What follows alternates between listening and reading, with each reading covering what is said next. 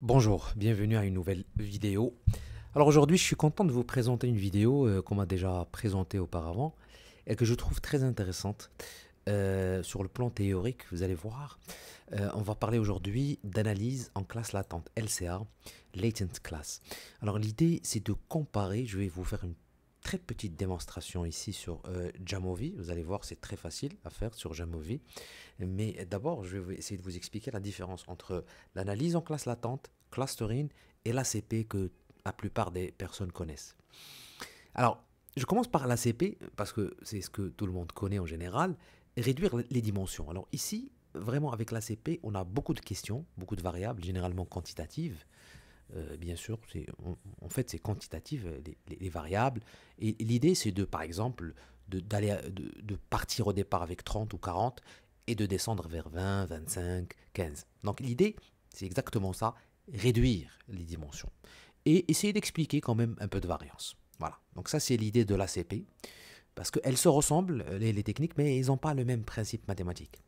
Ensuite, le clustering, c'est quoi? C'est on va grouper les observations, généralement des variables quantitatives, c'est expliqué ici, hein, des variables continues ou discrètes, par exemple l'âge, le salaire, le revenu, les dépenses moyennes, etc., des variables quantitatives, mais on va essayer de les grouper selon quoi? Selon leur similarité, en général, on se base sur une distance. Et par exemple, vous avez Camise, hiérarchique. J'ai déjà présenté des vidéos sur ça. Je vous invite à aller voir si vous êtes intéressé par ce type de technique. Donc, on va essayer de calculer une certaine distance. Il y en a plusieurs. Et sur la base de l'algorithme, on va essayer de définir quelles sont les variables qui se regroupent ensemble sur la base de leur distance. Et à partir de là, on va essayer de créer des clusters et leur donner un nom. Alors, l'analyse en classe latente, ça n'a rien à voir. Ça ressemble, mais ça n'a rien à voir. En fait, ici, ce qu'on est en train de découvrir, ce sont des classes latentes, cachées.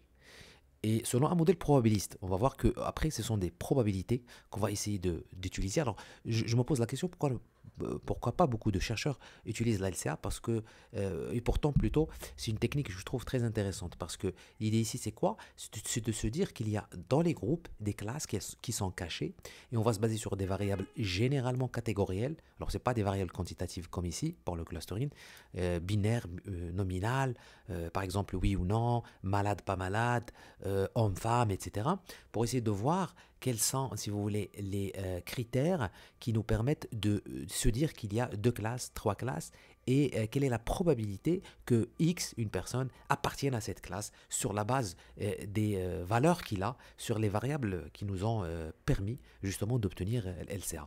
Voilà, donc ça c'est une probabilité en termes de sortie. Par exemple, par contre ici c'est une affectation à un cluster.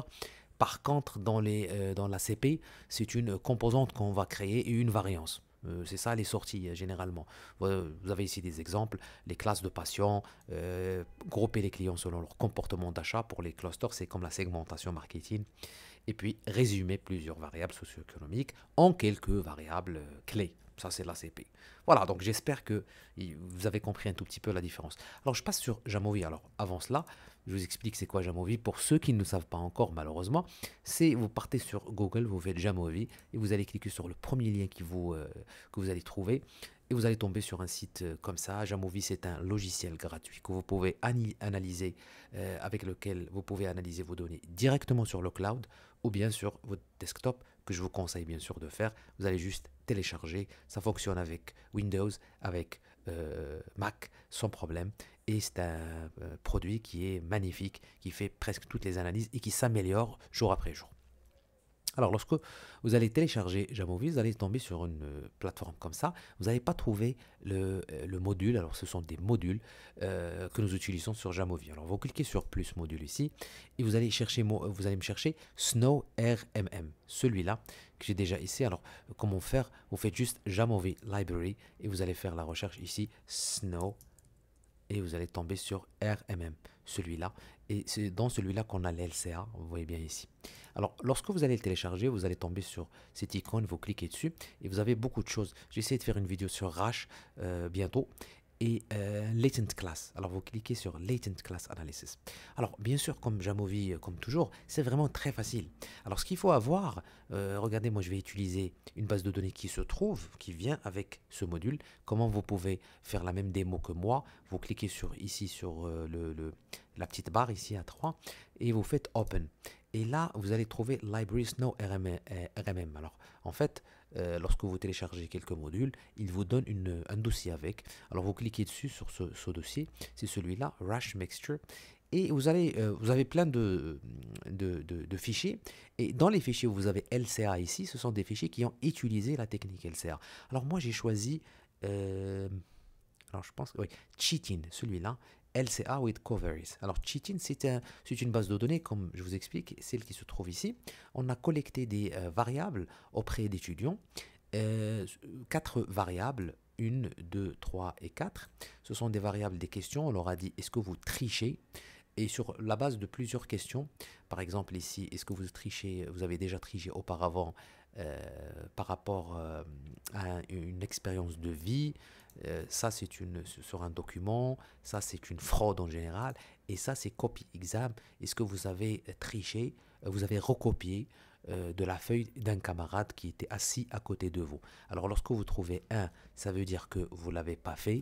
2, la réponse 2, vous l'avez fait. Comme j'ai dit, LCA, malheureusement ici, aujourd'hui sur Jamovi, ne fonctionne qu'avec ce type de variable binaire. Mais on peut bien sûr faire LCA avec des variables qui ne sont pas binaires. Généralement, LCA, il est pratique et utile lorsque vous avez des variables binaires ou bien ordinales. Voilà.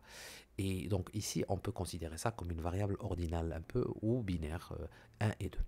Et là, le GPA, c'est juste la moyenne générale qu'ils ont obtenue. On les a aussi classés comme une variable ordinale. Si vous cliquez sur la variable, vous allez trouver qu'on a ici 5 niveaux. Ça veut dire ici niveau 1, niveau 2, niveau 3, niveau 4, niveau 5. Plus le niveau monte, plus la moyenne générale GPA, elle est plus élevée pour l'étudiant. Bon, l'idée, c'est de voir est-ce que les étudiants qui trichent, généralement, sont des étudiants qui ont des moyennes faibles, contrairement à ceux et celles qui n'ont pas fait ou n'ont pas triché auparavant. Et qui, on suppose, c'est une hypothèse bien sûr, on va supposer qu'elles auront une moyenne plus intéressante que les étudiants qui ont déjà fait une triche un peu quelque part. Voilà, c'est ça l'idée de l'étude qui a été faite ici. Alors, comme ceux qui le savent, ceux qui ne le savent pas, Jamovi se base sur R. Et donc, vous avez ici le R package. Si vous voulez partir sur R, c'est POLCA, bien sûr. Et l'analyse que fait Jamovi, c'est une analyse avec ce package POLCA. Alors, comment on va faire? C'est très simple. Tout simplement, on va juste glisser toutes les variables ici vers Variables. Et vous avez le calcul qui se fait. Voilà. Alors, il faut savoir que puisqu'on est en train de faire LCA, il nous faut au moins 2 classes. Alors, si vous faites ici une classe, bien sûr, c'est pas possible, on va vous donner une erreur. Parce qu'il vous faut au moins 2 classes, bien sûr, pour faire l'analyse. Alors, on va faire 2 classes. Et comme j'ai dit, on est en train de chercher des classes latentes.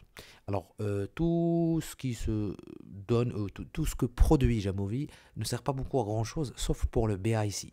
Le BAIC, c'est cette colonne ici. Alors, je pense que oui, j'ai déjà fait rechercher ça sur ChatGPT, juste pour vous donner l'explication. Alors, c'est quoi le BIC pour ceux qui ne le savent pas? Plus le BIC est faible, c'est juste bien sûr un critère, une mesure statistique, mieux c'est. On considère généralement que le modèle ayant la plus petite valeur de BIC, il est le meilleur. Compromis entre qualité d'ajustement et parcimonie. Donc la LCA, c'est la technique qu'on utilise. On utilise souvent le BIC entre autres indices pour choisir le nombre de classes. Alors généralement, pour choisir quel est le nombre idéal de classes, c'est bien sûr le BIC le plus faible. BIC, alors BIC, regardez ici, c'est Bayesian Information Criterion. C'est une terminologie en anglais.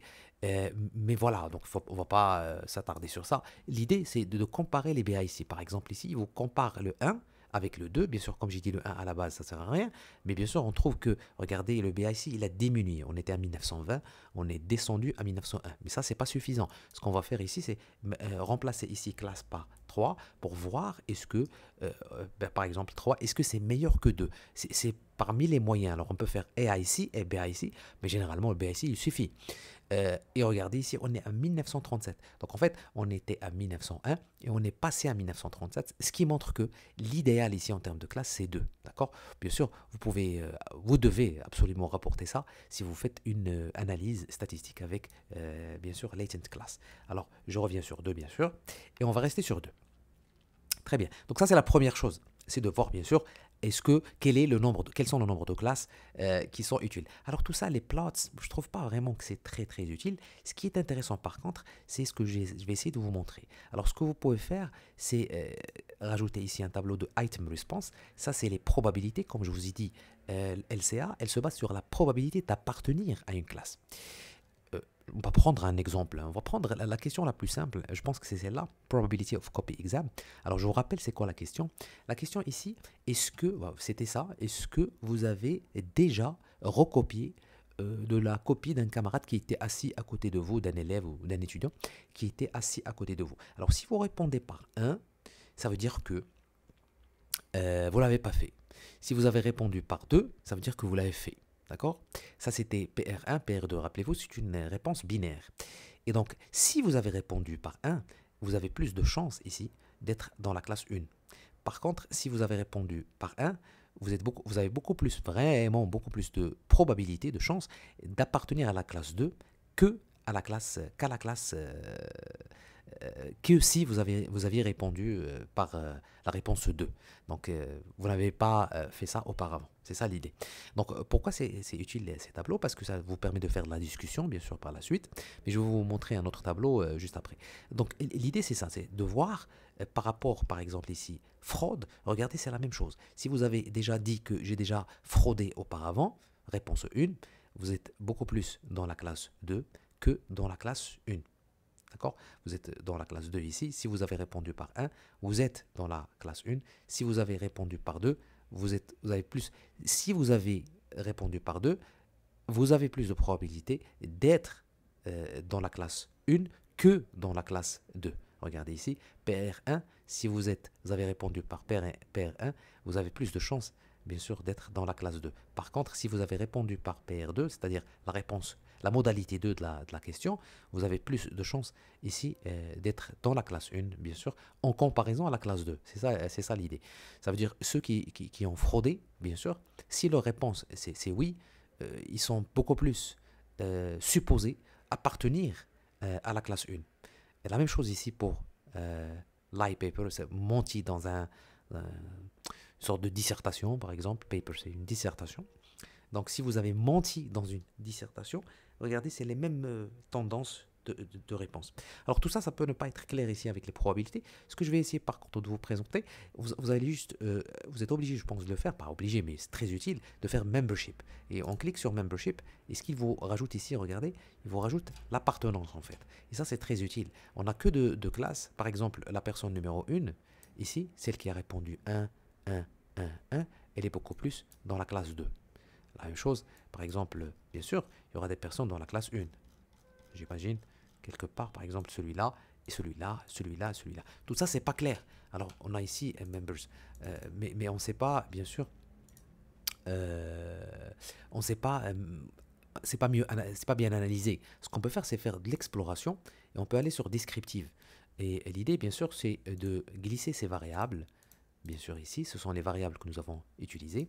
On va essayer de voir ces variables. On va essayer de les splitter par appartenance.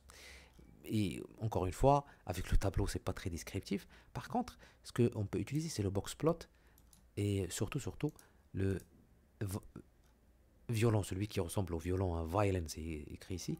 Et on peut voir, on peut rajouter même le mean. Mean, c'est la moyenne. Et on peut rajouter le mean, en fait, dans chaque modalité, plutôt chaque question. Par exemple ici, lie exam, on va prendre la dernière que j'ai déjà expliquée, c'est la question de copy exam. Est-ce que vous avez déjà triché à partir d'une copie? Regardez, les tendances de réponse sont presque les mêmes en fait. Si vous appartenez au groupe 1, c'est que vous êtes un tricheur en fait. Parce que voici la moyenne, c'est le petit carré, ce petit carré ici qui se trouve en noir. Regardez, en général, il est toujours supérieur au carré qui se trouve à droite pour Membership 2, c'est-à-dire le groupe 2. Et donc, c'est la même chose ici, regardez, la même tendance et la même tendance. Et donc, effectivement, d'après l'analyse qu'a fait Jamovi, vous arrivez à percevoir qu'il y a effectivement deux classes dans nos données. C'est-à-dire qu'il y a une classe des tricheurs, en fait, et des classes des personnes qui ne sont pas tricheuses. Et ça, c'est intéressant avec des graphiques comme cela, parce que vous arrivez rapidement à voir. Bon, c'est vrai qu'il y a une sorte de chevauchement, hein. C'est vrai qu'il y a des personnes ici, classer généralement la moyenne, il vous permet de résumer ça d'une manière synthétique. Et non seulement ça, alors en général, on va bien sûr supposer, c'est ça l'idée, que la personne qui va tricher n'aura pas une moyenne élevée. On va voir GPA, bah, effectivement, regardez ici, avec GPA, beaucoup plus. Alors si vous êtes ici dans le membership 1, dans le groupe 1, c'est-à-dire le groupe des personnes qui trichent, qui n'ont pas de valeur, vous êtes beaucoup plus dans une moyenne. Et ça, le GPA, c'est pas une question qu'on a posée, c'est une question qu'on a collectée. On est parti pour chaque étudiant prendre la moyenne, bien sûr, générale qu'il a obtenue. Et on a fait ici, bien sûr, avec ce graphique violin, rappelez-vous, data, et vous faites mine. Vous avez, le logiciel a calculé la moyenne avec ce petit rectangle noir et on voit bien que leur moyenne elle est largement inférieure à la moyenne du groupe 2, bien sûr, qui sont en considération, en comparaison plutôt avec ce premier groupe, des étudiants plus sérieux. Voilà. Donc c'est ça l'idée. Je pense que c'est plus pratique d'analyser comme ça avec les moyennes. Mais n'empêche que, bien sûr, l'analyse ici en probabilité, elle est aussi utile. Et c'est généralement ce qu'on va rapporter avec une analyse de LCA. Alors je pense que c'est tout pour Latent Class. Je trouve que c'est une technique très intéressante qui vous permet, contrairement à la CP, de ne pas réduire les données. On n'est pas en train de les réduire ici. On est juste en train de détecter des classes latentes et de calculer les probabilités d'appartenir à une classe pour bien sûr chaque personne. Alors pourquoi c'est utile, et je termine avec ça. Par exemple, puisqu'on a obtenu ici le memberships, alors vous pouvez par exemple sur le plan prendre un étudiant quelconque, lui poser les questions, bien sûr, et sur la base de sa réponse aux 4 questions, vous pouvez directement le classer dans une classe donnée, 1 ou 2, bien sûr, sur la base de ses réponses. C'est ça l'utilité, bien sûr, de ce type. Et ça, c'est très pratique, par exemple, dans le cas de la médecine, parce que si un patient vient et vous lui faites une sorte d'examen avec des symptômes, si vous avez premier symptôme, deuxième, troisième, quatrième, vous pouvez lui faire, bien sûr, l'analyse avec les symptômes et directement le classer dans une, bien sûr, classe avec une probabilité donnée, bien sûr, par rapport aux probabilités que vous avez obtenues vous-même, bien sûr, par rapport à ça. Voilà. Donc j'espère que vous avez compris la technique de LSA, je trouve qu'il est très utile. Si vous avez des questions, n'hésitez pas à les mettre dans les commentaires. Je vous remercie pour le visionnage et à la prochaine vidéo.